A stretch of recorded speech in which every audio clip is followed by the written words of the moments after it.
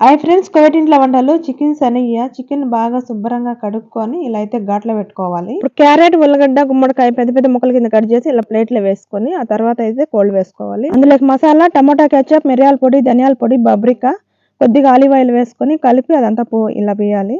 ఇప్పుడైతే కొన్ని ఆనియన్ అలాగే క్యాప్సికమ్ ముక్కలు వేసి ఆ తర్వాత కొద్దిగా వాటర్ అయితే పోసుకోవాలి. ఇప్పుడైతే గ్యాస్ చుట్టి హాఫ్ అవర్ గ్యాస్ మీద పెట్టి ఉడికించుకోవాలి. తర్వాత పెరిగిలో పెట్టి కింద పైన మంట పెట్టుకోవాలి. ఇవేమో కోడికాలు, ఇవి పిలిపిని వాళ్ళు ఆన్లైన్లో ఆర్డర్ పెట్టుకున్నారు. కొద్దిగా సోయా సాస్, కొద్దిగా సాల్ట్ వేసి ఇలా ఉడికించుకొని అయితే తింటారు వాళ్ళు. హాఫ్ అవర్ గ్యాస్ మీద పెట్టి ఉడికించుకున్న తర్వాత ఇలా పెరిగిలో పెట్టాలి. ఇలా పైన కొంచెం మాడినట్టు వస్తే అయిపోయినట్టు. ఈ విధంగా అయితే రావాలి. ఇది ఒక్కొక్కసారి ఒక్కొక్క విధంగా చేస్తారు. వీటిలో చాలా రకాలు ఉన్నాయన్నమాట. ఒక 10 రకాలు అయితే చేస్తారు చికెన్ శనగ. అందులో డక్కుస్ వైట్ రైస్ అయితే చాలా బాగుంటుంది. కొబ్బుసులకు కూడా తింటారు. ఇంకా ఇవేమో మాకు వైట్ రైస్, పప్పు, మామిడికాయ పచ్చడి, కాకరకాయ తాలింపు. ఇలా వంటలన్నీ అయిపోయిన తర్వాత అయితే బహూర్ అయితే వేయాలి వాసన రాకుండా. ప్లీజ్